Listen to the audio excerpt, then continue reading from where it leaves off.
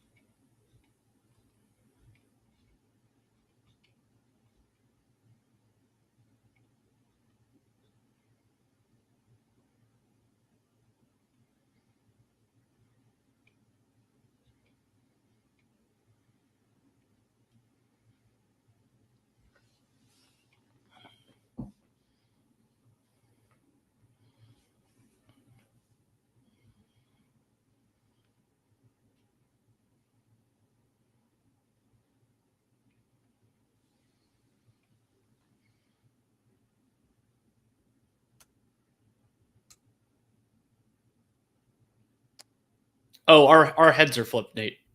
Our name Oh, tags are good ripped. call. Good call. Yes. Oh, Woo! this streaming stuff. All right. So yeah, we're gonna get started here momentarily. Just gonna see if I can figure out how to actually share this from StreamYard or whether I have to leave. Let's see. Just Google it.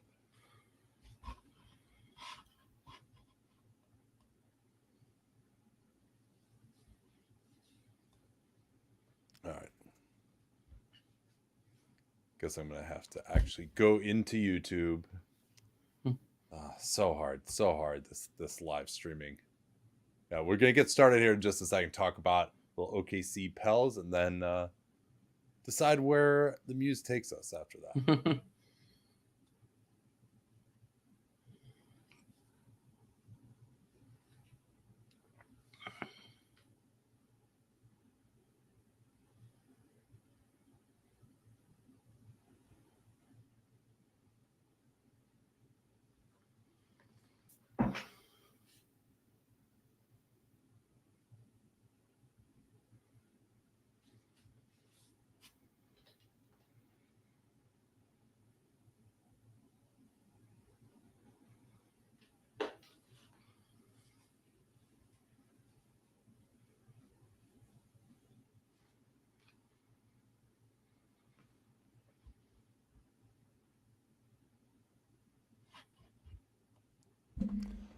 All right, there we go.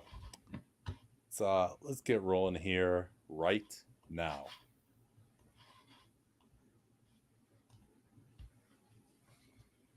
All right, welcome on to our first YouTube live stream post playoffs, and of course, this will also be Dunked On and Dunked On Prime Sunday night. Danny, I think the place we have to start is with the Pels-Thunder game, and it was kind of the way it seems for a lot of these younger teams debuting in the playoffs who've been favored over the years. An absolute struggle. They looked a little nervous, but pulled it out in the end.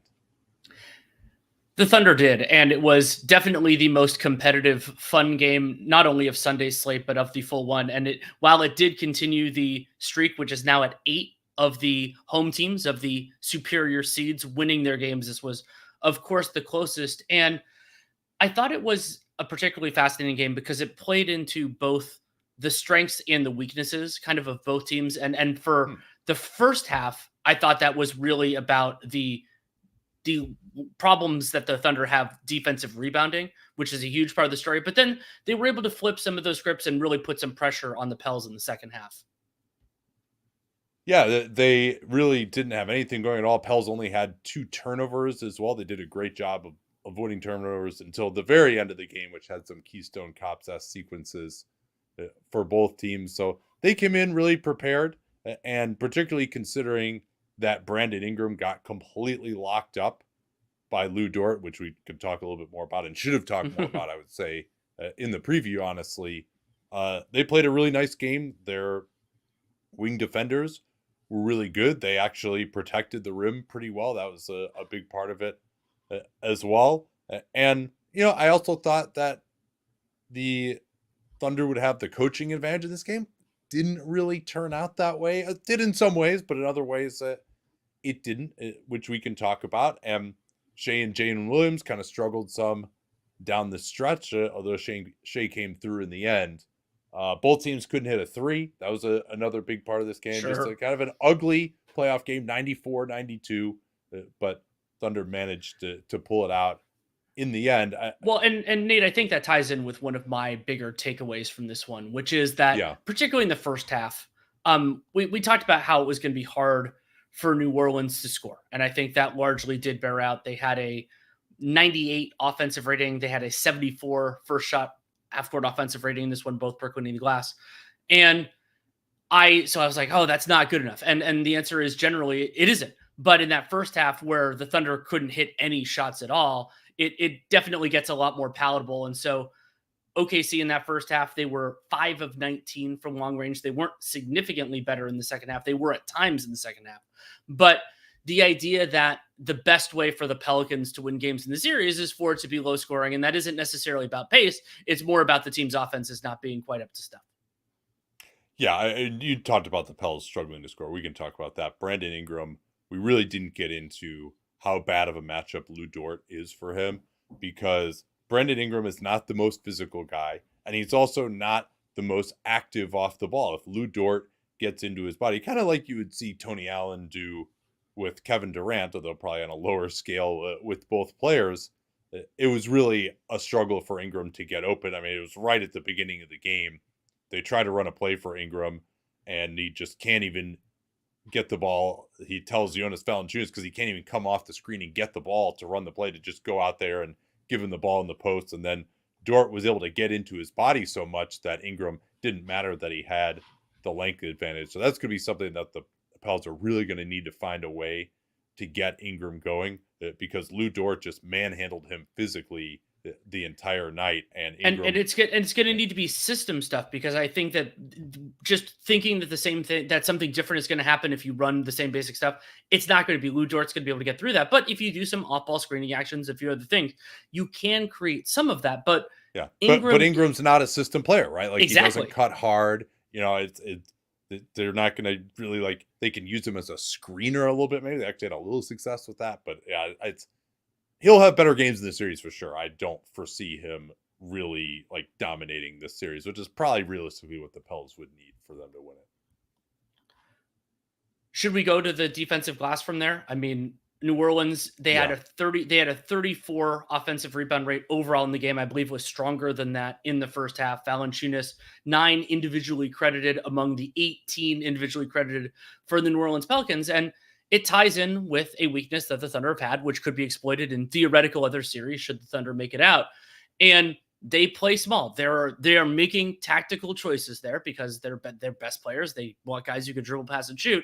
And I still think, sort of in line with the earlier point that I made about the Pelicans offense, that it's at times it can be more frustrating, but in a low scoring game like this, creating those extra opportunities. But it is something that teams can attack the Thunder with, and they don't really, they have to be a little bit more diligent, but they're balancing these other forces because they also want to run in transition. Yeah, that makes sense. And they want to also space the floor with Chet Holmgren, and he's a great rim protector, and you're not going to play another big next to him. That's not how they played. And Jonas Valanciunas, even though he had a few moments in this game, is not going to get them out of that necessarily. Valanciunas was good in the first half. Herb Jones had some moments on the glass. Guys like Najee Marshall crash in. He had a big tip dunk in the first. They actually had 16 points off of 6 offensive rebounds just in the first half. So they were making every three on the kick out or the tip. Then Valanciunas started Valanciunasing, hitting multiple. I know that's one of your favorite things in basketball, isn't it? Where you just watching Valanciunas keep his arms above his head and just play volleyball off the front rim over and over again. I mean, it is remarkable just the sheer amount of offensive rebounds he gets off of his own misses. And this one that was actually less pronounced than in some other games. He did really good work getting positioning and making Chet Holmgren's life miserable for stretches of time. And you can create really good opportunities off of those offensive rebounds. I'm not trying to denigrate in any way. I mean, the Pels had a 154 offensive rebound off of in the putback situations. They were at a 74 in half court offense, and incredibly a 45.5 offensive rating in transition in this game. Yeah, that was, I mean, the number of times that they just like got it stolen away from behind as they were trying to dribble up after a transition sequence was pretty remarkable. And this was a weird game. You know, there's only so many things you can take away from it. I would say both teams really shot poorly. I thought their offense actually was good in the first half. They missed so many corner threes in this game. They were 1 of 9 in the first half. I think they only made one for the game. Where they finished like 1 of 15 or something like that. 1 of 15, exactly. Yeah. Yeah. So that was like, I thought their offensive process was pretty good. I thought they looked pretty good. I thought even down the end, you know, they had some really good moments with CJ running pick and roll with Larry Nance. Didn't really care for the Thunder coverage. They may have been more concerned about CJ getting a 3 potentially, but I think if they were going to, you know, they're like, Chet was like kind of up to touch, but he wasn't really putting much pressure on him. So they're actually able to hit the pocket pass to Nance pretty easily. And they got a wide open Herb 3 that just missed. And then Nance missed a dunk too. I thought actually it was a mistake for Willie Green not to go back to that late because they were getting great looks. It didn't work out quite as well. But they should have been more focused on the process there than the results and gone back to that maybe even on the last possession. But I think they need to come up with something different there for that CJ Nance pick and roll. Either put more pressure on CJ so he's further out on the floor and he can't get the angle for the pocket pass. Like, because Nance, he's able to go sideways. Then Nance is coming downhill. He puts it out in front of Nance, and Nance can see everything in front of him. What you want to do there on that pocket pass is don't let CJ move and get separation from him before he throws it. And then Nance has to kind of catch it while he's not facing the rim and then turn around, and that gives your defense time to recover. I would even consider at times late clock switching Chet onto Ingram or CJ. Like, I think he could handle that reasonably well. And now that could potentially open up the offensive glass, sure, but Chet's not a great defensive. Oh, it's already open. Yeah, so but once the Pels didn't convert those offensive rebounds as much, the Thunder kind of cleaned it up. I thought the Pels, though, like there were moments where it felt like they were going to get blown out of the building, and they had some nice comebacks with steals, hit a couple of big threes. Murphy was fantastic, played 44 minutes in this game, which was a remarkable number, and they didn't have enough shooting without him. What else stuck out to you here? Yeah. I mean, Trey Murphy being willing to take and make those shots is so important for the Pelicans offense. Like I become more convinced every game that he needs to be starting for them, even if you have to maneuver things to make that work. And that presumably to me is personnel after the season. You know, unfortunately Zion's out right now. Because as it stands right now, like I don't understand who he's supposed to start for. Exactly. And so that's a problem. But with the question I wanted to ask you, we've spent a lot of time talking about this game so far, but we have not spent much time talking about the tier 1 MVP candidate on both of our lists, who I thought had a good game, though not a superlative one. Yeah, the big thing that stuck out to me was his struggles finishing at the rim. He got blocked from behind a couple of times. I think he had 3 or 4 of his shots blocked, and I don't think any of them were by a big. It was more the guy who was on him, and then he also kind of had to rush it. The Pels' length did bother him, although he actually had some pretty decent success going right at Herb, which he has not so much in the past. Like, he's kind of started to figure Herb out a little bit. He hit the biggest shot of the game, I thought, that tied it when they were down 90-88 in an isolation jumper against Herb, and had another blow by on him for a layup, I think, early in the fourth quarter. So that actually wasn't too bad. It was more guys kind of bothering him from behind. Marshall, I thought, actually gave him some pretty good problems. He gave Jalen Williams some problems too. So the Pels, and they went Marshall more than Daniels, which I thought was the right move because Daniels wasn't going to get guarded. And Shea, you know, he had a couple of threes, rim in and out. Both teams did. That really could have changed things in the fourth. I thought he looked like pretty bouncy. He certainly was unstoppable in transition. Whenever he got the ball coming downhill in transition against like CJ or something, they were in big trouble. And I thought Shea was also effective on the back line, making a few plays as a help defender, which is kind of his role there. So yeah, it wasn't amazing. You know, he did look to have a few jitters. Maybe was a little too aggressive, I thought, Possibly you could have had a few more times where he penetrated and kicked out to 3-point shooters. The other thing I'd like to see is just more pick and roll with the center with them, which they don't normally do. But that's the big weak point of the defense for the Pels is Valanciunas or even Nance. Like if they want to switch Nance onto Shea, I think that's advantage Thunder. Or you can get Chet on the pick and pop, and he didn't hit that many of those early. Well, So or you get him on the short roll, and Chet Holmgren makes good decisions in those circumstances. One of my favorite things about his game going back to high school. And if you get him that advantage spot, especially since the Pels don't really have that low man rim protection, if you're bringing Valanciunas and Herb Jones into the primary action, I think you're creating a really soft underbelly of the Pelicans to attack. Yeah, or you can just move the ball and get open elsewhere. So that would be a potential prescription for next game for OKC. And I think Shea will just finish a little bit better as well. This isn't a great rim protecting team. I think he was just a little bit too amped up in this one, and not as patient maybe as he normally is. To give the numbers on that, 4 of 9 in the restricted area, and then 2 of 5 in the upper paint for Gilgeous-Alexander. So that is well below his usual standard. And when you count in that a few of those successful finishes were in transition, the half court was actually, to my eye, even worse than that. Yeah, but you didn't expect Shea to have like the absolute easiest matchup with Herb. I thought they could find him some easier matchups, like some of those other guys held up reasonably well. They did go after CJ pretty well, including on that huge play at the end where they actually used Shea as the screener. This is a tactic that's becoming more popular throughout the league, is use your main guy as the screener, and then you setting a screen for the ball handler who's being guarded by their worst defender. Celtics do a lot of that too with Derek White, and then they'll switch it, and then Shea was able to go at CJ.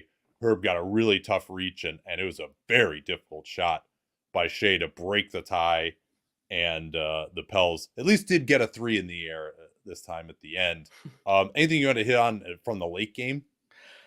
Mark Daigneault's challenge.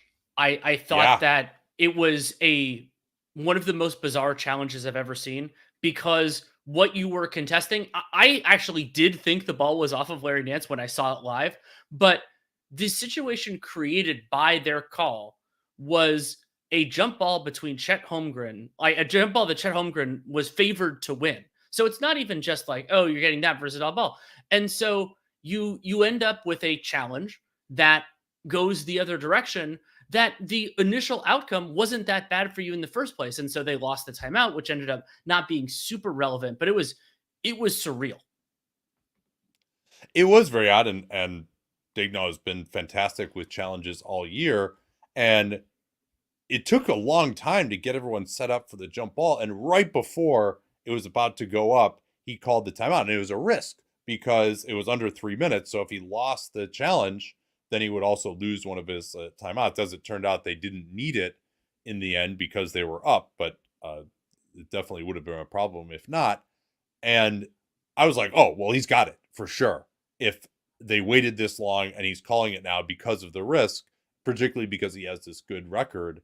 And yeah, it was definitely risky because with it being a jump ball, that you had this downside of it being overturned. And as you noted, Chet was kind of a favorite, although the way that everyone cheats on jump balls, fair.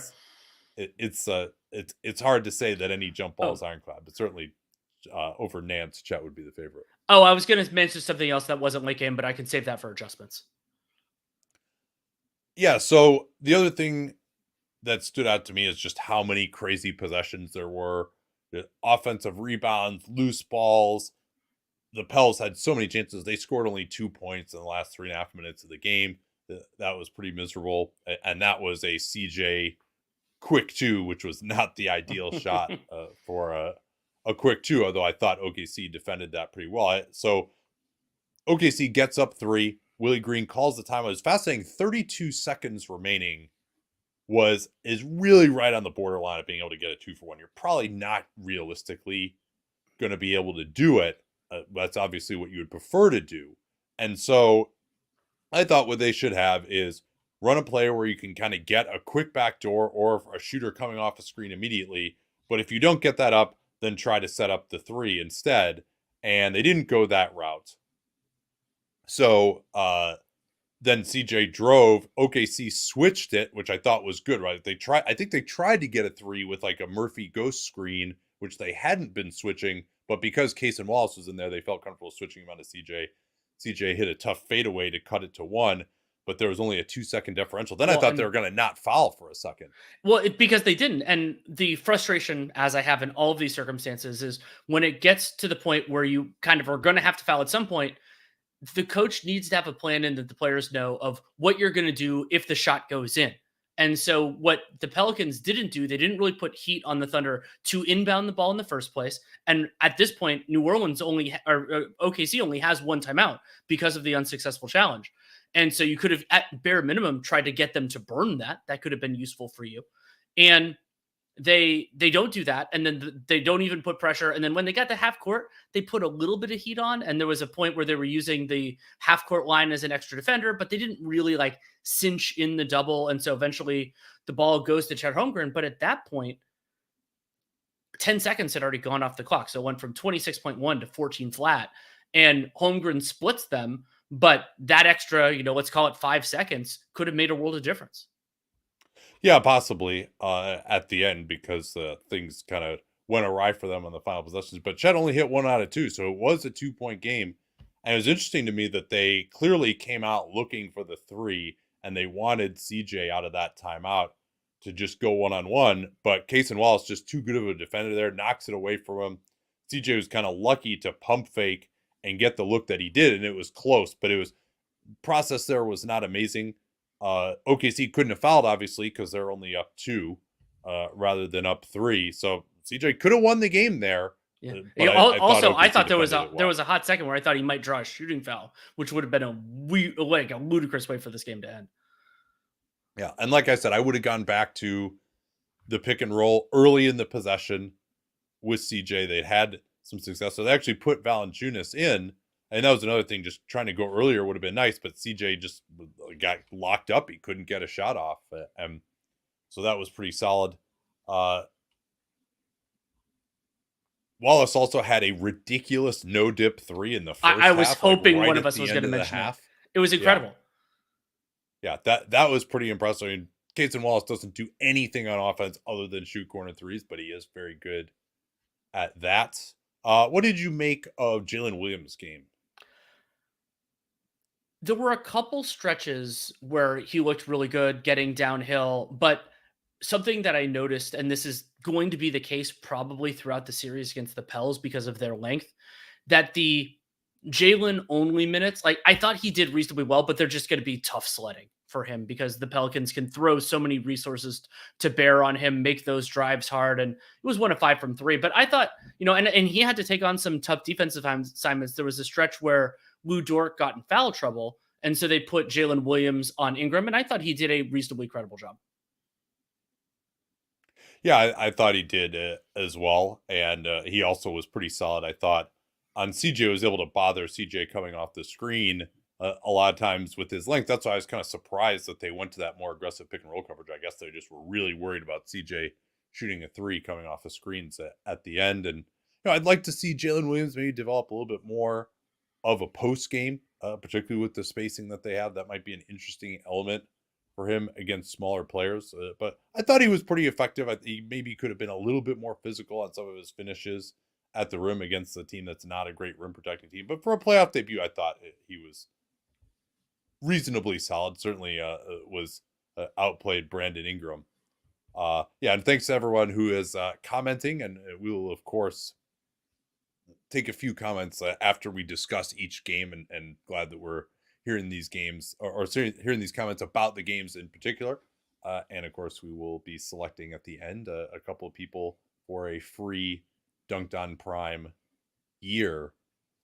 So let's see, what else do we have to talk about here? Anything on like the player usage front that was interesting to you? That's the thing I was setting up earlier. I'm not a huge fan of Kumbaya Daignault in the postseason, where 11 players played. Now the Thunder do have a better 6 to 11 than any team in the league, and the Pels are high on that list too.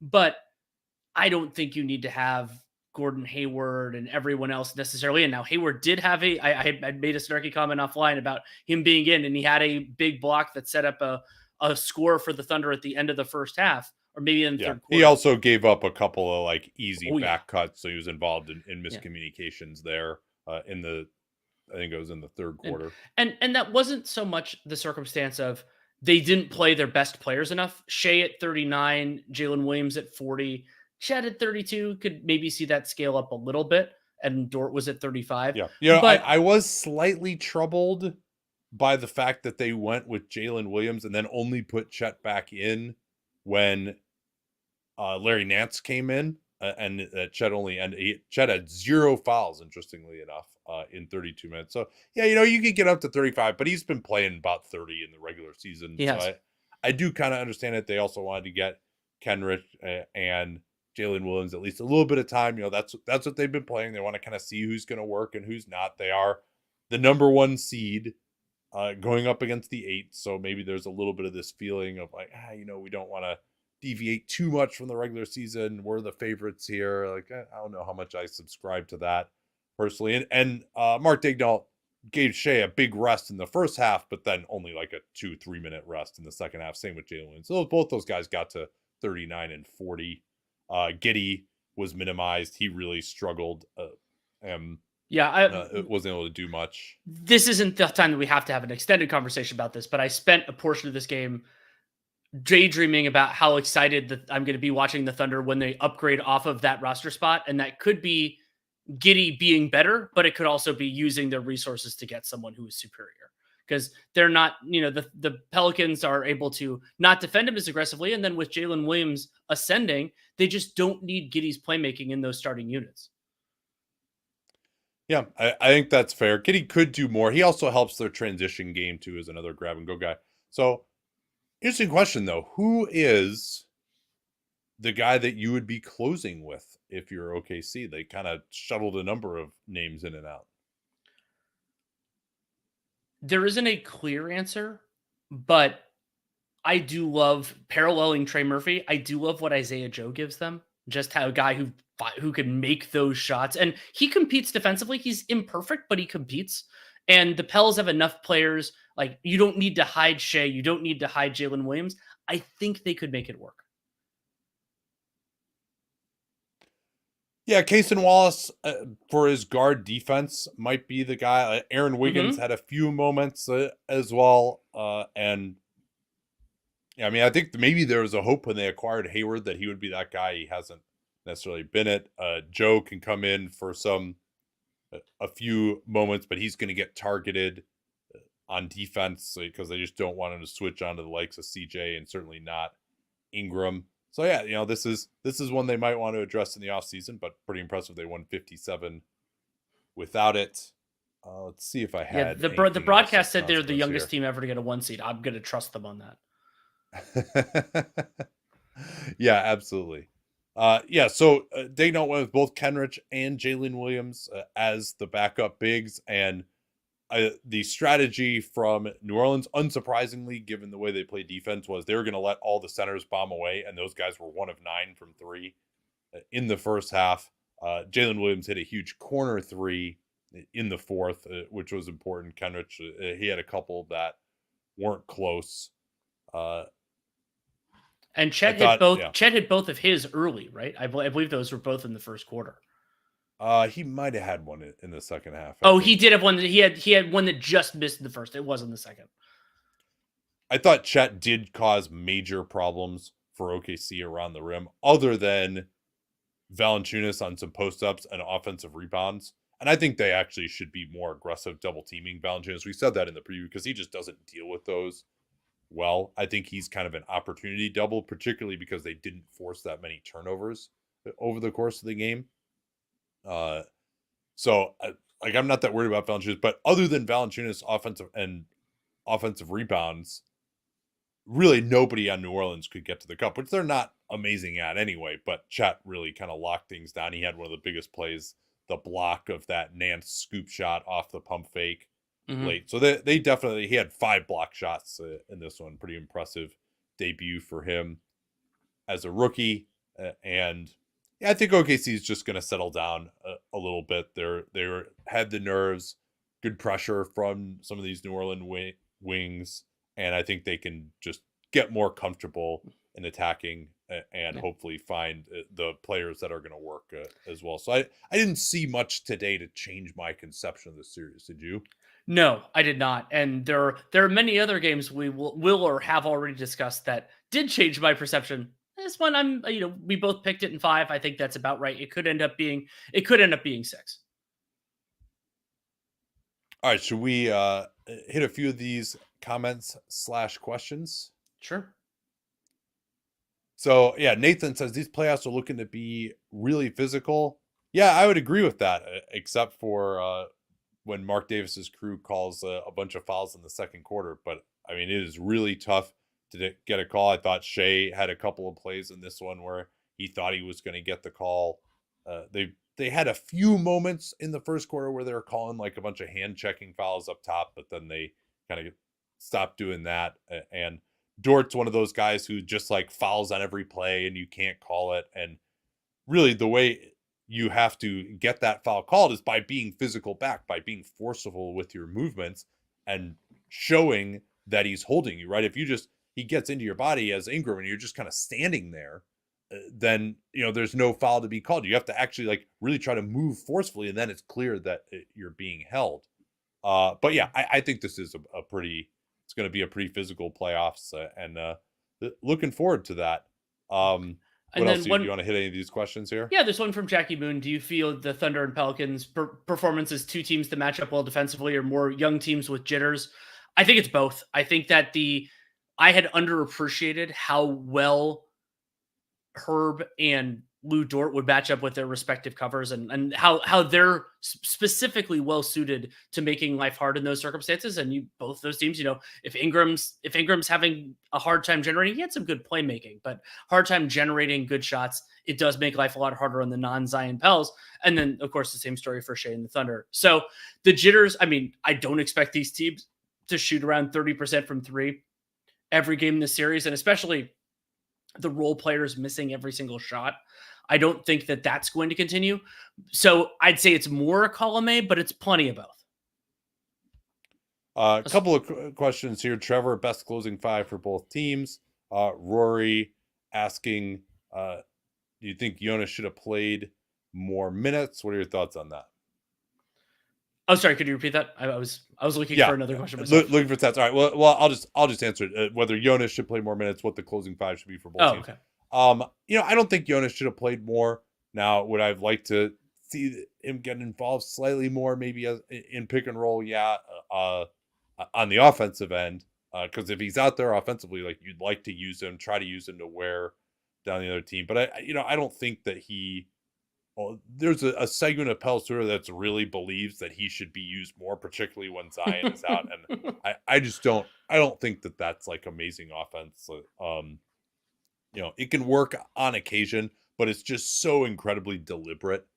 And he's just not really that great of a passer. Like he'll get good shots. He's just like not, money with that hook shot the way some of the best guys are, or even on layups around the rim. So I think my closing 5 would be what it was in this game, with Murphy, McCollum, Jones, Ingram, and Nance. Ingram, I mean, you almost are like, well, at least he's taking Lou Dort out, right? And then you can just, because if you bench Ingram, then Lou Dort's going to guard somebody else. And so that would be a bit of a problem, I think. And then, my 5th guy, I would probably just try to rotate it situationally. Certainly offense, defense. Joe's the best offensive player. Wallace is probably the best defensive player. Wiggins maybe is your best option. If Giddey has it going, your best 2-way option. If Giddey is playing a little bit better, then maybe. But I just don't think you want the ball in his hands late. And he kind of struggled. I thought he was guarding Trey Murphy and wasn't really able to didn't have the speed to close out on Murphy. Yeah, a lot of like shading over a little bit too far when you're not, like, I call it helping without helping, where you're trying to be engaged in the overall possession, but when you're guarding Trey Murphy, the best thing you can do is actually be on Trey Murphy because he doesn't need much space, and he he is a little less affected by like a mediocre contest, I believe, than some other guys are. What game does Giddey get benched by? I'm gonna say like game 4 of the second round. I don't think it'll happen in this series. I don't think. I mean, really... it is also important to note he only played 20 minutes in this one. Like, I think that version of Giddey we will see a fair amount overall. Yeah, I mean, if he goes 1 for 6, he's not going to be this bad. I don't think going forward. Will Dayton shorten the rotation for game 2? I don't think so. I don't think he's going to do it. Maybe he would in the second half if they're down or something. Glenn is asking if Giddey is the worst defensive player in the playoffs. No, there are a couple guys on the Pacers. There are a couple guys on other teams that are worse than he is. I mean, Doug McDermott is certainly worse. He's one of the Pacers I was thinking of. Yes. All right, awesome. And let's see here. So I do want to make it maybe a little bit more random on who we're gonna pick here. I don't want recency bias. So I'll think about it next time Danny goes on a long monologue. Let's move on here. I was going to ask you this as our way to transition to the next game. What game do you think, I'm interested to hear in the comments what y'all think as well, was the most consequential of the remaining 2 that took place today? Well, the remaining 3, but we're focused more on 2 of those 3. The remaining 2. There are only 2 possible choices. There are only 2 possible choices. And yeah, it's... So part of what makes this decision fascinating for me is where I'll transition this into the big picture thing I wanted to say, and I'll answer your question. So I saw a lot of thematic parallels between these 2 games where you had star players out for the home team, and you saw an older established star have a really, really great performance, primarily in the first half, and then teams get deep down under and then play more to their level after that, but just not have nearly enough to actually win the contest.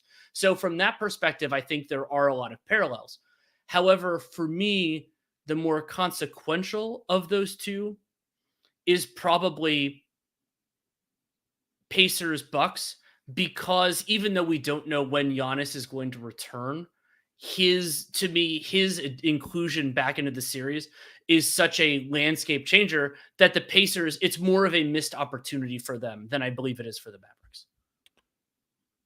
I don't know if it's more consequential, but I think it's more, I learned more from it, that they just really didn't seem remotely ready for prime time in this. In Dallas, like we know that Luka Doncic and Kyrie Irving are going to be good players. Like, it's sure some of the role guys are untested with Dallas, but like we have a pretty decent proof of concept of what the Mavs are, and maybe there are ways in which it's not going to work as well as we think.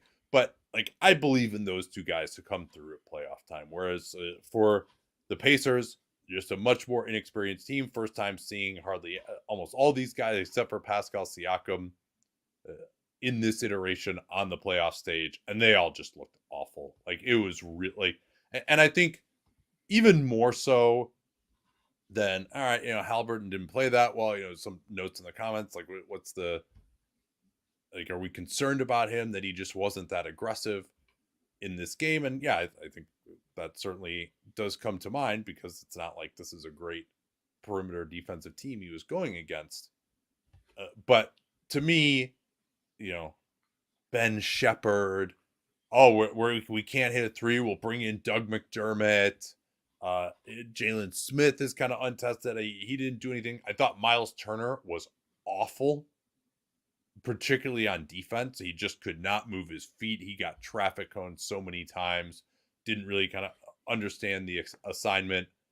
And, other than Siakam, there wasn't anyone really who came ready to play for the Pacers. And McConnell, like, he's just not going to be as effective in the postseason. We've seen that all the time with him. You thought maybe that would be a little bit different, particularly against this Bucks team. That wasn't the case. Like, you knew they were in trouble when the Bucks go Portis at center and they score like 7 points in 5 minutes as Yeah. the Bucks like start to open it up in the end of the first, beginning of the second. So it just like I don't think the Pacers are gonna get swept necessarily, and I think they will come out and play better in the next game. And but they kind of shut down Dame, but the Bucks were scoring just fine in the second half anyway, so that wasn't that big of a deal. So I was really just incredibly disappointed in the Pacers, and so why don't we start with that game then? I will begin my sad sacking by noting that there were only 2 series where we disagreed in terms of who was going to win it, and I feel absolutely terrible about both of those because those are the Magic and the Pacers, who in part some of that was player availability, but so what took place that was different than your expectations? The Pacers, I mean, on both ends, I thought that the Pacers really disappointed there. I mean, other than Siakam, an important caveat, Siakam had 36 points. I thought he played well, played with good energy, and was effective in ways that all of his teammates were not. And like in the Mavericks game, some of that is support players not hitting shots they usually hit. I mean, Nesmith's had a wonderful year from 3, and he 1 of 7 overall. Things like that will improve. But they made so many mistakes especially on defense that you felt like, okay, they not necessarily. What's up?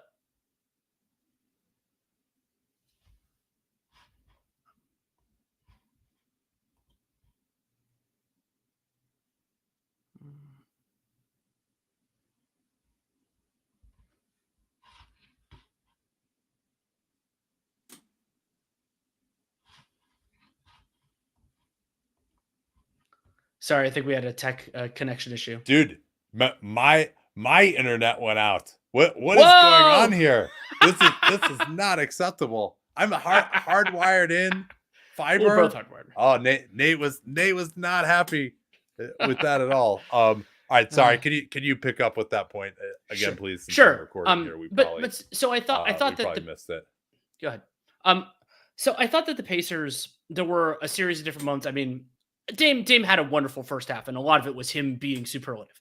But there were, blown coverages, or just like you brought up Miles Turner's struggles on the defensive end, like the types of mistakes that you don't want to see from a team that has had a week to prepare. This isn't a play-in where you found out your opponent on Friday and then you're playing them on Sunday, like 2 of the other games that we saw on this contest. But the bigger one, this, especially without Giannis, is an intensely flawed Bucks team defensively. And I'm not putting most of this at the feet of Rick Carlisle because I generally believe in him as a coach, but it never really seemed, and when you think back to the times these teams played in the play-in in the regular season, which were months ago, that they were really exploiting those flaws. I mean, you can go back, we were doing that game a few weeks ago where Malik Beasley and Damian Lillard screwed up the communication and gave up wide open 3 to lose a game. And the Bucks looked so much crisper in ways that I don't think their talent would be capable of if they were being challenged properly.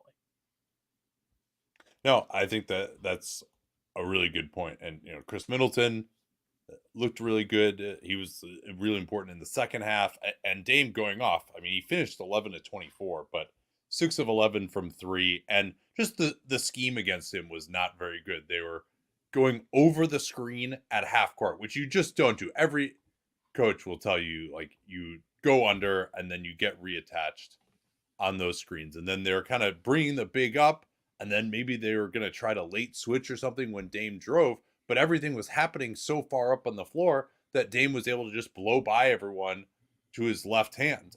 And they weren't like trying to like keep Dame contained and force him to pass it. It was just really the worst of all worlds.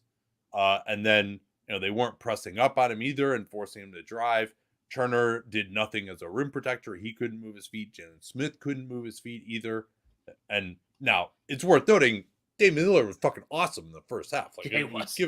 Give him his credit. He hit some ridiculous shots that even at his best, this is one of the better Dame halves we've ever seen. I mean, the record for playoff points and a half is 39 by Sleepy Floyd. In a first half, it's 38 by KD, and Dame had 35. That equaled the Michael Jordan game 1 in 1992 against the Blazers. An incredible performance by him. Amazing shot making. If you just watch the highlights, like some of the stuff he was doing was ridiculous. They also committed some pretty dumb fouls on him. I think that's a really important aspect of this series, is not fouling Middleton and Dame on jumpers. But you felt like Nembhard just didn't really seem to have the length to deal with him. And I also thought just the week off did wonders for Dame Lillard's legs as well. Like, he was dealing with the Achilles, he's dealing with this adductor issue, and like he looked explosive again, as he did in the first half of the season. And that made a huge difference. I wonder, and this sometimes we do adjustments after. I don't think Nesmith would do a perfect job there, but I think Carlisle should at least consider the possibility of making that adjustment, because especially in the non-Giannis availability, like I think that Nesmith can do okay on Middleton, but I want to see how that goes. Yeah, Luke notes that the Pacers cut it to 12 in the second half of the game. He thinks the series will go 6 minimum. No, certainly. I mean, if Giannis doesn't come back, yes. But I do think that if Giannis comes back for game 3, or maybe even now game 4, buying him more time is certainly important. And they've done that. I mean, I think if he comes back in game 4 down 2-1, granted, that's what happened last year and it didn't work out too well, but not sure that the Pacers have the sort of ability that Miami has to just make you uncomfortable. Like, Milwaukee looked extremely comfortable in this. So I think, yeah, it probably will go 6 games, because I think Indiana, I would maybe slightly favor the Bucks in game 2. But if Indiana was me serious about winning this series, like, they have no one, I don't think, really to slow down Giannis. I don't think that's Pascal Siakam necessarily. Like, they, I think, had to win game 1 and have a decent chance of going up 2-0 in these 2 games in Milwaukee to steal it, because I just think Giannis is that good. And the Bucks, credit them. This is now the second time with Giannis out that they've done okay. They even won game 2 last year. The only game they won in that series was with Giannis out. So they actually haven't played too badly without him, even though their personnel is pretty limited. What else you got on this one? Tyrese Halliburton played 38 minutes, and they were taking the ball out of his hands for a amount. He did have 8 assists, but taking only 7 shots from the field, 0 free throw attempts for him. And I brought up the idea earlier that they didn't challenge the Bucks' limitations nearly enough. And that isn't just a Tyrese Halliburton story, but the Pacers overall, they had a 85 first shot half court offense rating. They were under a point per possession overall. And this is, as Aaron put it, the Bucks defense is mid. Yes, but they didn't look it for a lot of this game, even the parts where the Pacers were hitting more shots than the million they missed early. I mean, that's insane that Tyrese got up 7 field goals and 3 3-point attempts. Like, that is really shocking. And obviously they couldn't hit a 3, right? Like, what did they hit? They missed their first 14. They were 8 out of 38. But it's that, like, and Halliburton was setting up some of those fine. Like, he would have had more assists, surely, if they could have actually made a shot. But for Miles Turner to take 17 shots and Halliburton to take 7, and that's just, I mean, that's really for Nembhard to take 6 and Halliburton to take 7, that gives you an idea too. And the other thing too is when you consider who's guarding these guys, like Beverly was pretty effective, but Tyrese Halliburton would just go isolation against anyone the first half of the year. Like, he just hasn't been doing that. And maybe that's because they have Siakam now. Maybe he feels like he doesn't have the same level of spacing at this point. But he clearly, to me, just that level of aggressiveness. And there were times like you thought you would just ramp it up in the second half, but or maybe when they went down 25 in the first half would have been a good time for that too. But it's so I think there are some things they can do. Run more pick and roll at Bobby Portis, especially when Portis is the center, like, and there's no Lopez. Like, you have to do that. Bucks just totally got away. Turner just wasn't able to do enough from 3-point range, so like the Bucks were able to protect the rim pretty well. But Rick Carlisle has to find a way to make Tyrese Halliburton more of the engine. And the other problem is now they don't have any shooting guards, so they got to play him and McConnell together. Yeah, And you it can't. is a real shame that happened, right?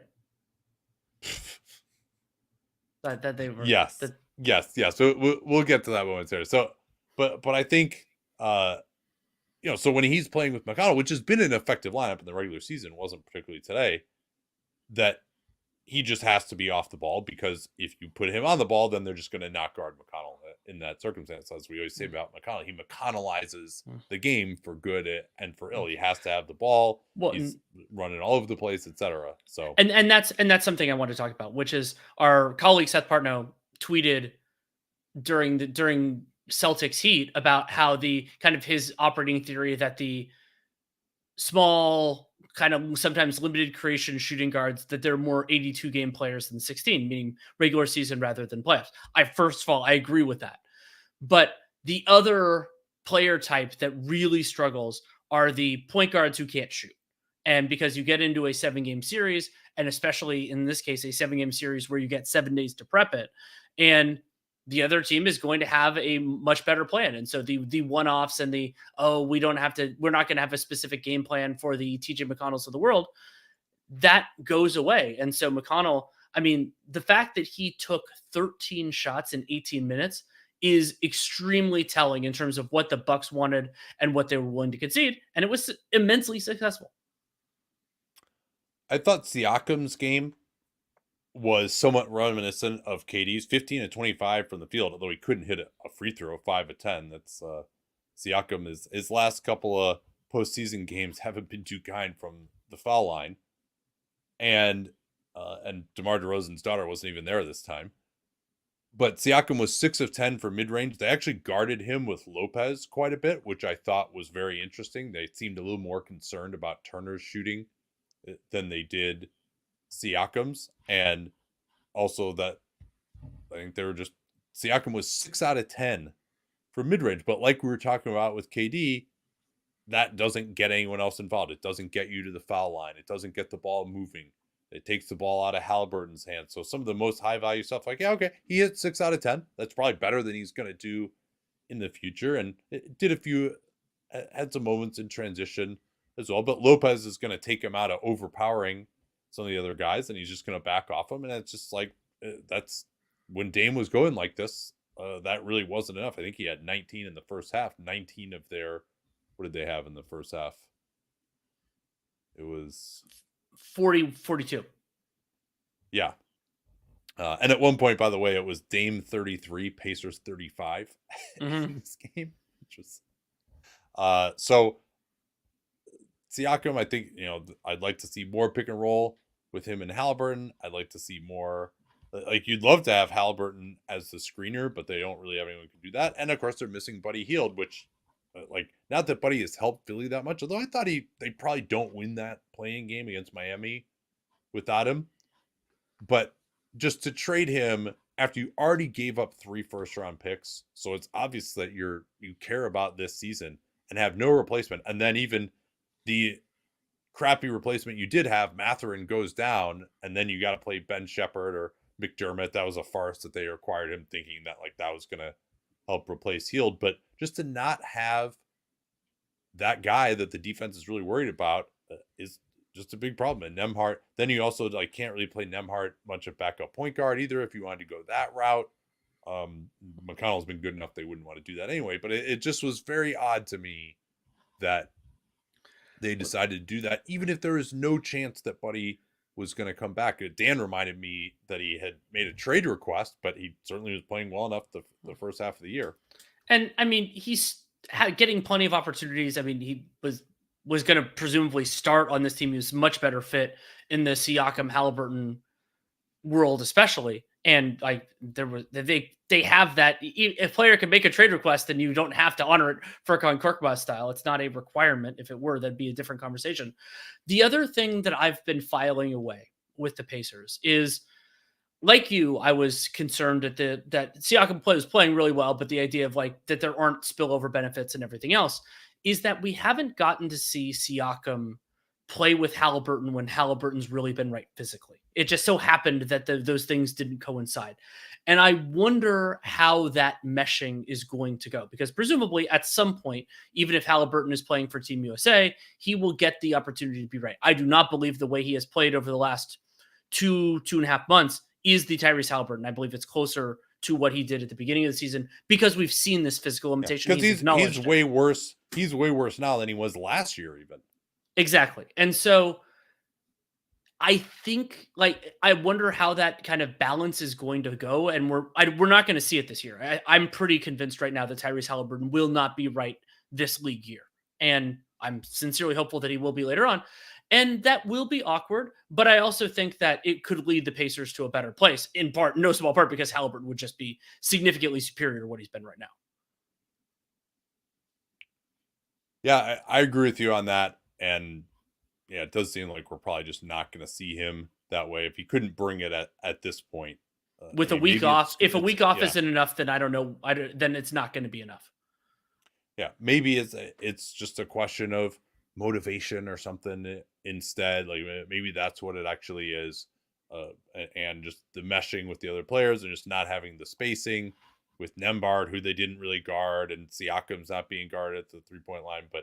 Yeah, I mean, this still isn't a Bucks team that should have the personnel to deal with him in pick and roll. It's not like, they're blitzing the shit out of him or something. Really, it's just like he wasn't attacking. To my eyes, it was just a very odd circumstance. Defensively for the Pacers, I thought Halliburton actually wasn't that terrible defensively. Patrick Beverley tried the same thing that he did against John Morant 2 years ago, just trying to go right at him. And I thought Halliburton handled that reasonably well. Beverley had one baseline attack on him that worked out. I thought Halliburton actually was pretty decent in the passing lanes. Everyone else was just terrible, though. Like, even Nembhard, like one of the Dame threes, they run pick and roll at Doug McDermott, and Doug does what I'm sure the scheme was, which was step out there, hedge, and then get back to your man. And Nembhard just thought they were switching. Like, no, the scheme is not to switch Doug McDermott onto Damian Lillard. And that led to, of course, Damian Lillard having nobody on him, and he just hit a three. There was and that wasn't even the Pacers play that pissed me off the most in this game. The one me was, it was I can't remember what quarter it was. I believe it was the second, where the Pacers got an offensive rebound with like 8 seconds to go in the quarter, but I believe it was the half, and the ball gets to Obi Toppin. So I guess it probably wouldn't have been the second. And Obi Toppin just rushes a terrible three so egregiously. They had a fresh shot clock. The shot clock had turned off because of the offensive rebound, and then misses so egregiously that the Bucks get an extra possession and Damian Lillard hits a three. And I'm just like, oh, come on now. Like, the whole thing was just an abject failure. Yeah, they had so many mistakes, just miscommunications. That was the end of the first. I just looked it up. Yeah. Carlisle, I thought the rotations were not good. Going to Isaiah Jackson to guard Bobby Portis in the post, he was totally meat there because I guess Jalen Smith got 3 fouls and was negative 13 in 13 minutes. But Jalen Smith is not a guy you should be cowed by foul trouble with. And going to McDermott because they couldn't hit a three, that wasn't really great either. I think they should have guess what? Your roster can't hit threes. Right, but you got to just rely on the guys who are out there because everyone else is too flawed. Ben Shepherd and McDermott. I mean, these guys just should not be out there in a playoff rotation. They had this one play where they throw it to Chris Middleton 22 feet from the basket. He's being guarded by Nesmith, who's your best defender, and they go and just double team him. I can't remember who it was. It was actually another guy who was pretty smart. Who just goes and double teams Middleton 22 feet from the basket, and he just throws it right to a cutter for a layup. Nobody else seemed to think that was what the play was. They just had so many breakdowns, like I talked about with Dame in pick and roll, bad scheme, bad execution. Just physically they couldn't keep up and move their feet. It was really, really ugly. We don't usually talk about it this way when it's the inferior seed that loses, but in many ways, I consider game 2 a must-win for the Pacers if they're actually going to be viable in the series. Well, of course, it always is. It's game if for whichever team is down 1-0, it's a must win. I think people, the series doesn't start until the road team wins. Like, no, that's not true. It's like 94% if you go up 2-0 and more than that for home teams. So yeah, not to they absolutely were not ready for prime time. Let's take a couple of comments here. Well, we got one that I think is a fair point about, are we worried that Halliburton is going to get less of an offseason since he's playing the Olympics? Not particularly. The Olympics, it is a time commitment, but it's not a massive one. And remember that players aren't just like sitting in a hyperbaric chamber for the whole offseason. Like, he'll be doing some physical work. And if the Pacers get eliminated this round, which is not a guarantee, he'll still get 2 months before any of that stuff even gets into gear. Noel Fan says he doesn't like the Halliburton Pascal fit. What do you think of that? I'm getting more concerned. I like it. I like it in theory, but it is going to have to be Halliburton centric. Like, I think that like Luka and Kyrie have gotten to a lot of that kind of balance, and I personally feel that Siakam and Halliburton will, but right now it's a little awkward. Yeah, I mean, I don't know why it has to be awkward. Like, they still have Turner. Like, it's awkward in part because they now don't have enough shooting at the 2. Like, that's a great point. Like, Nembhard might be the worst starting 2 in the league at this point. It's also because, like, they're a great fit because they both want to run. That's where they're a really good fit, I would say. I do think those guys should be running pick and roll more than they have been, particularly when Siakam is being guarded by like a Brook Lopez or someone who's not a great pick and roll defender, or if Tyrese is being guarded by a smaller guy. So I think it's more just about Tyrese not being right than it is that the fit is not great. I think, and then also defensively, like you need a good defending 4, and Pascal, it can be that. I don't know how good he was in this game, but he's better than a lot of like scoring 4s. And a great point, not a question from Rory, but a great point. The Bucks won the minutes when Damian Lillard was off the floor when they were -15 net rating without Lillard and Giannis on the floor this season. That is damning for the Pacers as well. Yeah, adjustments. I think we hit on most of them. Just a lot of the things you would have thought that they just didn't do for the Pacers before the series. I would like to see a little bit more Dame pick and roll at Halliburton. Now, if Halliburton is hiding out on, excuse me, there's a spider on my desk. If Halliburton is hiding out on Beverly, like, I thought the Pacers did a good job of not switching that.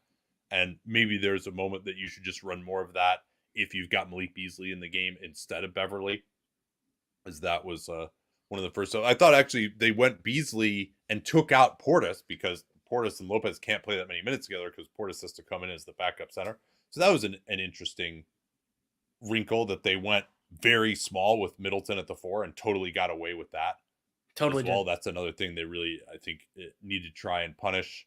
And I think Tyrese screening for Pascal is something I would like to see too. And I'm not sure, like, maybe Tyrese can do a little bit more off the ball as a shooter, but they just have to get more going from him. He's certainly my most disappointing player, I would say, going forward here. Let's see, anything else? That's all I had. Yeah, okay. Let's turn now to Dallas and the Clippers, and we did this one live for the strategy stream. I said at the beginning, I thought that people were probably, when we made our picks, I think we made the assumption that Kawhi would play, and then that maybe he would go out later in the series or something like that. I didn't think he was going to play in game 1, for the record. Okay, well, you were correct in that. Incorrect in other things. Correct in that. So, major takeaway for me in this one is maybe kind of the Mavs are who we thought they were, in the sense that they don't actually have another playoff quality starter on the team besides Luka and Kyrie. It was certainly a rough go of it. It was certainly a rough go of it for a lot of those supporting players who collectively went 2 for $1 billion on threes, it felt like. And also on the defensive end. And so Ty Lue, we've criticized him in the past for being a slow starter as a coach. and that he, sometimes starts wrong and then he figures it out. And at times that's been enough for the Clippers, but at other times they've been in too deep a hole or whatever has happened. I believe, and you did a great job calling this out on playback, I believe they ran 6 different pick and roll coverages in the first 6 minutes of the game. And a lot of that was context dependent. It was nuanced. It was interesting. And they clearly understood the team they were going against. Some of that stuff will not look as good if the support players are hitting shots they normally hit. But trying different things, understanding the competitive advantages, we'll talk about Zubats in a little bit, was really impressive. Yeah, I think so. They started off with him in a drop. They switched him at times too. I think that was more of a late clock thing. They went to a blitz. They went to the switch double. They really were just well drilled. That's part of the value of having a veteran team, a team that's been there before, and maybe even the same for the Bucks, honestly, that they're able to just be on a string and execute a bunch of different things. But to me, the guy who was the MVP in the first half was Zubats, maybe even for the whole game. Here's the Mavs stats shooting in the paint: 3 of 10 at the rim, 1 of 7 from floater range. And it was remarkable how often you had guys like Dante Exum getting run off the line, Zubats hanging out under the rim, and Exum having to just shoot a floater. Derek Jones Jr. had to shoot a floater over Ivica Zubats. Like, that's just not going to be good offense. Sure, the Mavs missed a bunch of threes. They will be better there. They were better in the second half. However, they just couldn't really solve Zubats. And part of the reason for that is that they don't have that 5-out spacing that really so bedeviled the Clippers. Say what you will about Porzingis sucking in that 21 series, but he at least was someone that they had to guard at the 3-point line. And same thing in 22. They didn't have Porzingis anymore, but they played a lot of Kleber, and Kleber actually made shots. In this game, the Clippers were just like, nah, go ahead. Kleber could not make them pay at all. I mean, there was one memorable play at the end of the first half where Kleber just walked right to the left wing 3-point line, and Zubats was just like, nah, I'm going to stay here. And Kleber was not close on that one. And so the Mavs, and then you throw in that Zubats. Another thing that I thought Lou did a great job of was just noticing, Daniel Gafford is can really sky, but he's a little undersized, underweight for a center. And Zubats is absolutely massive. And Zubats, people forget that he came in and was really more of an offensive prospect when he was taken in that 2016 draft. And that's kind of what he was for the Lakers in the beginning. And, he's not great with the hands and finishing around the rim, but he does have a pretty soft touch with either hand on these hook shots. And he just put Daniel Gafford in the goal. Now, the Mavs adjusted to that. They just started to show a little bit more help. Like, that was enough. They didn't bludgeon them with that, but Zubats scored 6 quick points and got Gafford into foul trouble early, and was just way more physical than him. But that was just something that really set the tone and got him 6 quick points. That was really, more of a coaching thing to emphasize that early. Zubats had 12 points on 6 of 9 from the field in the first half, and in addition to being incredibly effective on defense, and really changed what the Mavs were doing. And yeah, you realize that both Gafford and Derek Lively, a little bit light in the shorts. Gafford also had what looked like an ankle sprain during the first half. He did return, though he only played 14 minutes overall.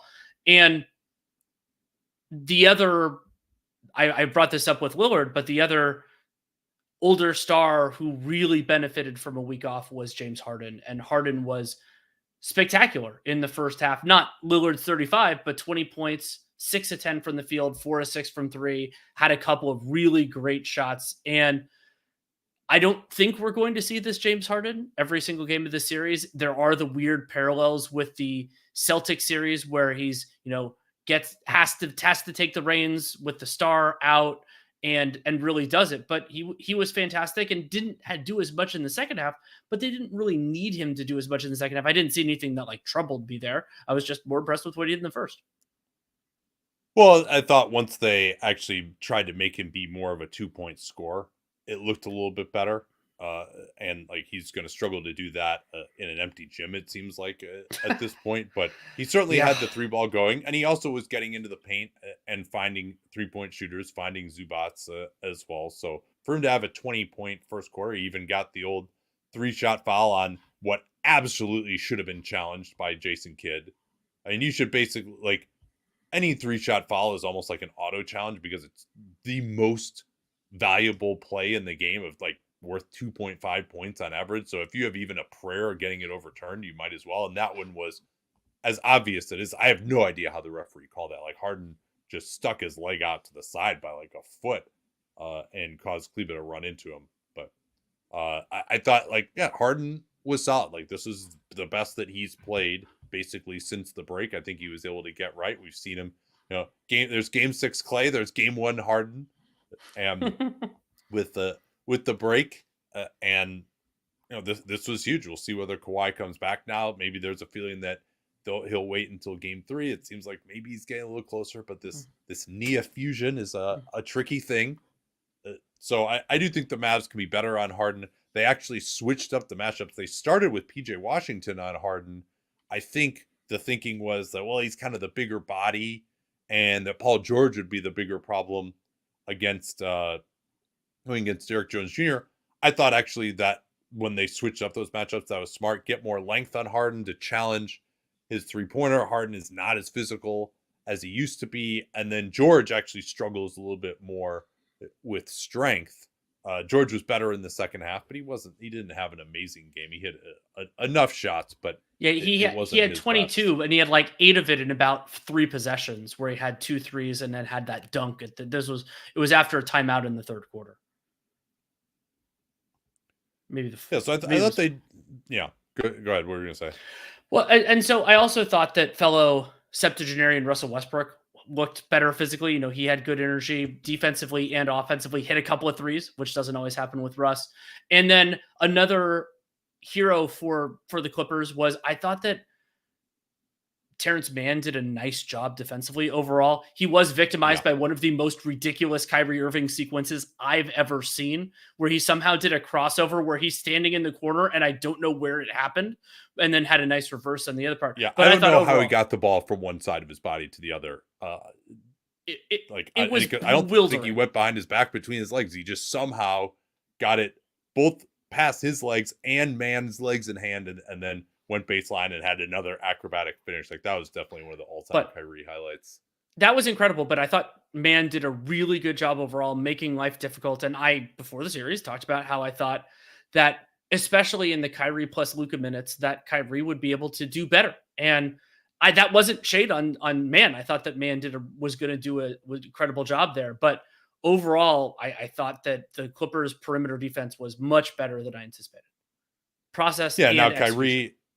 Yeah. I thought Mann was excellent on Luka, just making it hard on him. And Luka, I thought, was strangely passive early on. He's been better with the step back this year than he has been in the past, but I thought he should have been more aggressive. They started posting him up more, which I thought was actually good. That's where he has a huge advantage. And also, it's harder to bring help and have the rim protector help there because he's just got more ground to cover and get over there. Whereas if Luka, he stays under control, but he still has some momentum going forward into the shot blocker. This way you make the shot blocker come to you if you're posting up, and then you can find cutters, or he's just more under control and can just shoot over Mann in the post. So I thought that they did well to get back to that. And then Kyrie, he really went crazy in the third.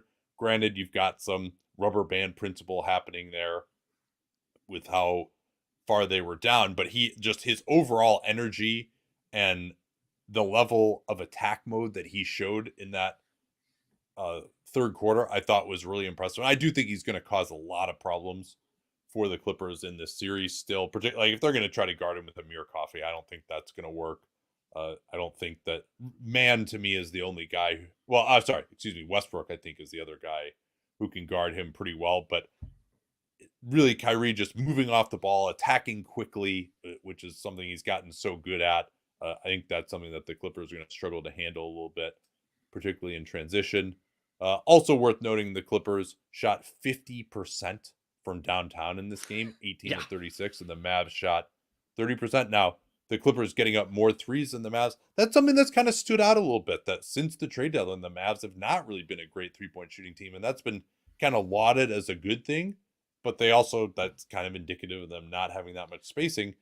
And they've made up for it by just getting a ton of these alley-oop dunks, and Zubats was so good that he really was able to close off the rim. Luka threw a couple of like great passes, both to, I think, one to Gafford and one to Lively, and Zubats was able to break them up, or at least force a guy to rush it and miss. So he was fantastic. Two other important things that I wanted to note about this one. One is it came up during the live show, but I think Luka has become, and part of why I think the post ups can be a good answer for some of what the Mavs are trying to do, is that Luka has moved the step back a little higher in his preference ordering. It's actually the way his style of play has gotten more similar to Prime Harden. And I don't think of that as the most effective thing in his arsenal. It doesn't get teammates involved. It doesn't generate those kind of good shots. Now, those teammates missed all of those shots to the tune of 2 of 18 in the first half. Overall, that was the Mavs overall shooting, but it also gives Luka a little bit more rest. Everything else, as you brought up, so that's one kind of thread of this that is worth considering. And then the other one you brought up, the Mavericks 3-point shooting, is that Dallas has defended very well overall statistically since the trades and everything else. And so that was a part that has become potentially a part of their identity, but I wanted to see how that would fare against a better team and system and everything like that. And I don't think we got definitive returns on that front on Sunday, but they weren't like dominant in that respect. And I mean, one of the things that the Mavericks have done really well in the Gafford minutes overall is protecting the paint. And that's in terms of attempts and success rate. Now the Clippers did miss a fair amount of shots in the restricted area, but they took an absolute ton. They took 28 shots in the restricted area overall in this game. And you're going to generate offensive rebounds. You're going to generate free throws and other things, even though they didn't actually take many free throws in this game. So the question of, is Dallas, with the trades, did they become like a high level defense and retain their offensive viability? I'm still skeptical on that front. Yeah, we'll see. Derek Jones Jr. only able to play 18 minutes. Exum was not effective in this one. He only played 16. They tried to play some Kleba more at the 4, but he's just not good enough offensively to do that. So I'm interested to see where the shooting's going to come from. Is kid going to turn more to Tim Hardaway Jr.? Another guy who only played 16 minutes in this one, was -10. He only had 6 points, only got up 2 3-point attempts. Luka and Kyrie took more than half of the Mavs 3-point attempts, 18 of their 30, which is not probably where you want to be. You're not generating open 3-pointers for guys who can make them. PJ Washington was 2 of 7. Like, he has to knock down shots for these guys. Now, I think the Mavs can definitely defend better. Clippers aren't going to shoot 18 to 36. Zubats is going to have 20. Again, they'll be ready for that at this point. And I think Luka is going to be a lot better than he was. And he found some things in the second half, admittedly, against a team that's less motivated, since they allowed only 30 points in the first half. I mean, that was just incredible, including an 8-point quarter. Yeah, you thought that they were headed towards a Phoenix Suns Game 7 like first half. Ended up 3 points above that in the end. Player usage, we did not see any of PJ Tucker whatsoever. Plumlee got the backup center minutes. I thought he actually was pretty solid. Westbrook, you mentioned he was 2 of 4. I thought really something that stood out, particularly in the first half, was just how much harder the Clippers were playing, with Mann and Westbrook really leading the charge there. There just isn't necessarily that like massively high energy role player for the Mavs who could match the intensity of the Clippers. I do think the Mavs are going to come out. I would make them slight favorites in Game 2 if Kawhi doesn't play, and maybe even if he does, because they're going to have to reintegrate him. I think this will probably be Harden's best game of the series, with 28 points and 8 assists. So it's kind of seeming like maybe this is going to be more of a defensive series. Let's see, any comments we want to hit on here?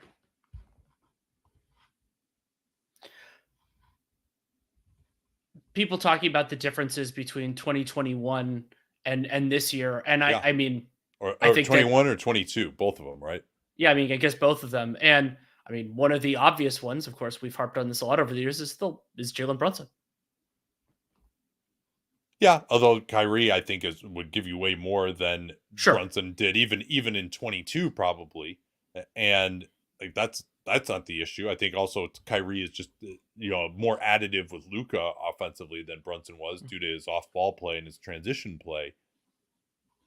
But And the overall lack of two-way players, I mean, the DFS and Reggie Bullock types that have basically been excised from the Mavericks roster to service other needs. Yeah. Well, those guys aren't any good anymore either, but sure. I mean, DFS is still fine. He's the other one. I don't think he's a starting level player anymore, personally. Yeah, he could be a decent backup, but yeah. So Washington, Gafford, Kleba. I don't know that Kleba can be that much better, and this idea that they got the 5-out spacing. Well, if Kleba's not going to hit shots, like that's going to be a huge thing for game 2. And they got to kind of try to figure out how they're going to attack Zubats at the rim. They just have to score more at the basket, I think, because if Kawhi does come back, I don't think they really have great matchups to guard him either. Maybe PJ Washington could be stronger, and but then of course you kind of go down the chain, and somebody has to guard Harden. Maybe Harden can be better if he's not being guarded by one of their best defenders. Let's see. Noel fan said, "Are you confident Kawhi even plays in this series? Possibly jaded by the Clippers' history of injury reporting. Confident? No. Think it's a likely possibility? Yes." And the Clippers reporting on this, but there's been other stuff. I mean, there are people who are connected with Kawhi. My instinct is that he plays in this series, but it may end up being somewhat closer in timing to Giannis. But what's fascinating about the Kawhi situation, and it seems a little bit different, is that there's some murkiness in terms of the progression that needs to happen, or whether that's happening, so that will lead him to play. Yeah, because it's just, when is the swelling going to go down? If it were down enough, do they then have to take him through contact? Like, he hasn't even been cleared for contact yet. So yeah, it does kind of make you think it's probably going to be game 3, particularly because they just won this one. But the reporting was very adamant that he wasn't going to play in this game, kind of earlier in the week. And it does seem to be more trending towards the idea that it could happen later this week. 33-13 free throw differential is interesting. Yeah, I mean, I don't think and that was in favor of the Mavs. And Kyrie is usually actually not a huge free throw drawer. He shot 9, Luka shot 8, and was 7 of 8. Those are the guys who really drew. But those guys are, particularly Luka, is a much better foul drawer than anyone on the Clippers. And Harden was boosted 6 of 6. He's the only one who shot more than 2. PG is another guy who just used to draw fouls, and now it's just much harder for him with the rules tightening up a little bit. And Vincent asked how he'd assess PG's game.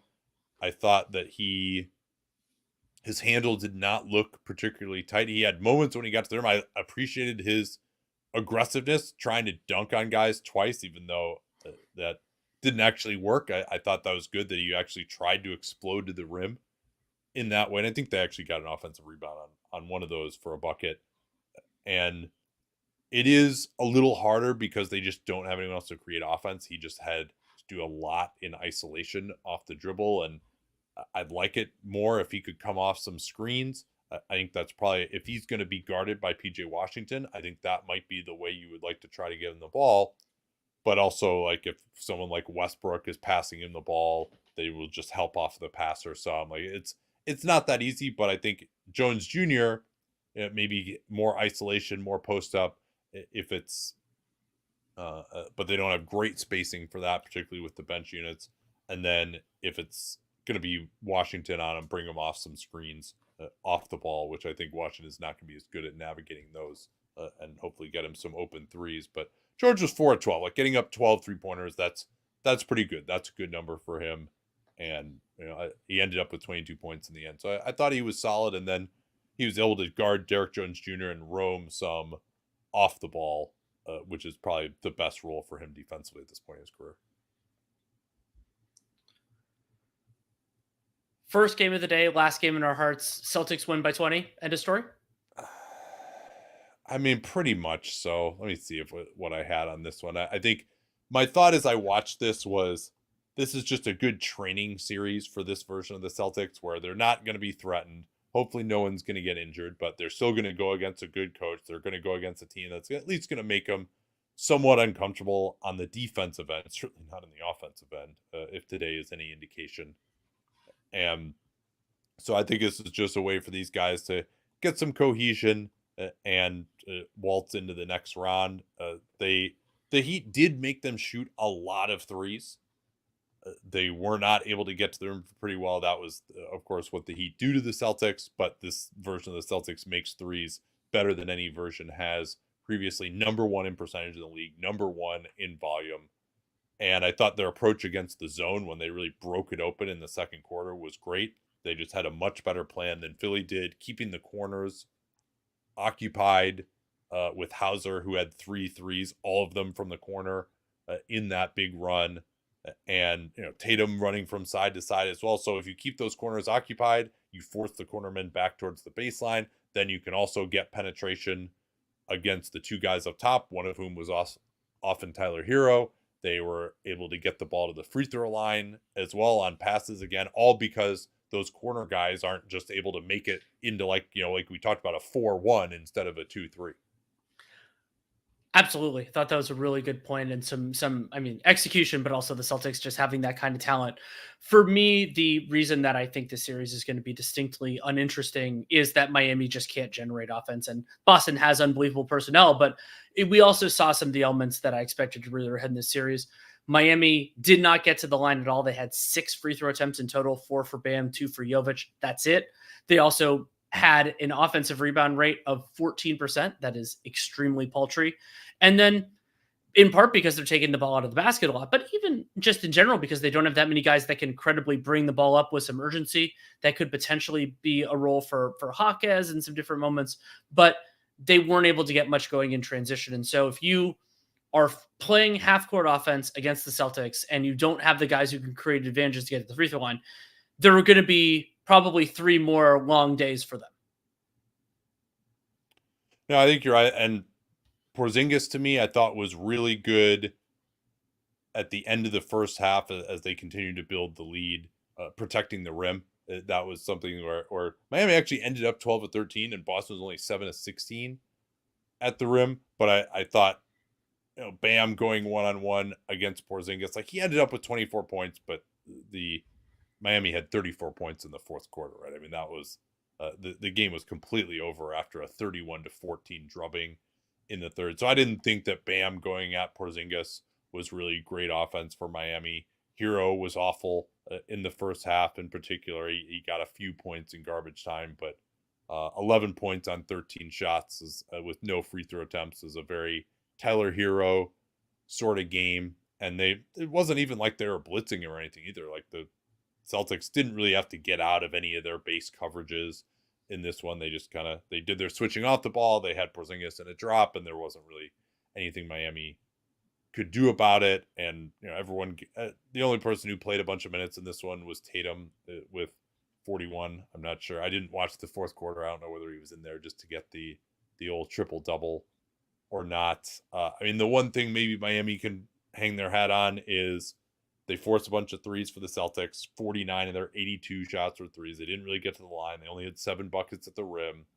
And maybe Boston is going to struggle from 3. Miami can avoid turning it over. One big thing for the Celtics, though, was they only had 10 turnovers themselves. Yeah. And I think just adding more reliable ball handling in the form of Holiday, playing Peyton Pritchard more, having him part of the rotation, just generally more dribbling so that it didn't have to be Tatum or Braun attacking a set defense as much, I think was something that helped them avoid turnovers in this game. I don't know. You got anything else on this? I was pretty this seems like a series we're not going to talk too much about unless there's a close game in it. I firmly agree with that. I mean, good for DeLon Wright to go 5 of 5 from 3 in this one, and I mean he had 17 but that points. I think that was all in the fourth quarter, wasn't it? I believe it was, yeah. Yeah. But good for him. I like DeLon Wright. Luke Cornett was out with a right calf strain. They didn't need him. It was and then we got the reporting. I think I saw this 2 days ago that the phrasing on Terry Rozier is that he is week to week with this neck injury. He did travel with the team, but if that's what they're saying now and he's already been out for a while, I don't think he's playing in this series. Well, and hopefully if he's week to week, this series will be over in a week and we won't have to talk about it anymore. By the way, I guess Caleb Martin isn't an all-star.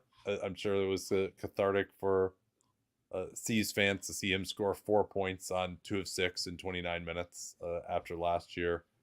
The one thing that did annoy me is just Jason Tatum is so slow attacking a mismatch. Still, he just backs it out forever. Like, if you got the advantage, particularly physically against a smaller guard, just rip it through and go, and then make him react to a hard move, particularly when the defense isn't quite set yet. Like, I still think that's part of why he's not the best at attacking mismatches. He was fine in this game, but 7-18 is not fantastic. Highsmith guards him pretty well, even though I like Highsmith a little better in smaller players. He's pretty good. Yeah, can't really point to much more in this one. I mean, the Heat shot terribly without Wright's 5 of 5, all of which happened in the fourth quarter. They only made 7 threes for the game.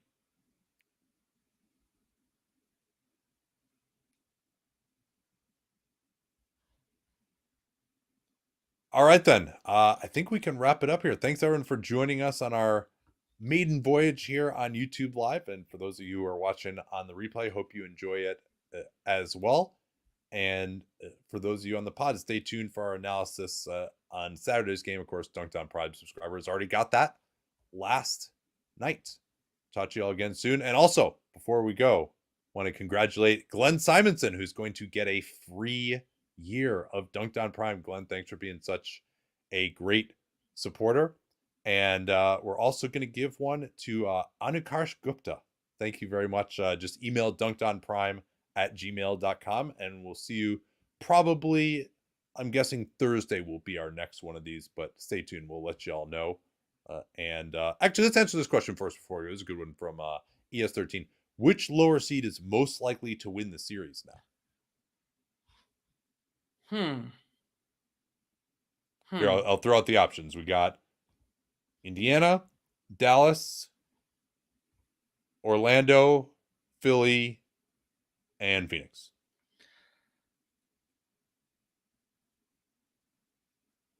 I think it's Philly or Phoenix. I'm going to go with Phoenix, but I don't feel great about it. I'm going to go Philly because I think they kind of had the better of the run of play in that game. Whereas, Phoenix just looked like they have so far to go athletically. Like, I think that, like, New York, all right, the offensive glass, I think Philly can clean that up at least a little bit. And I thought Philly caused some problems for Brunson.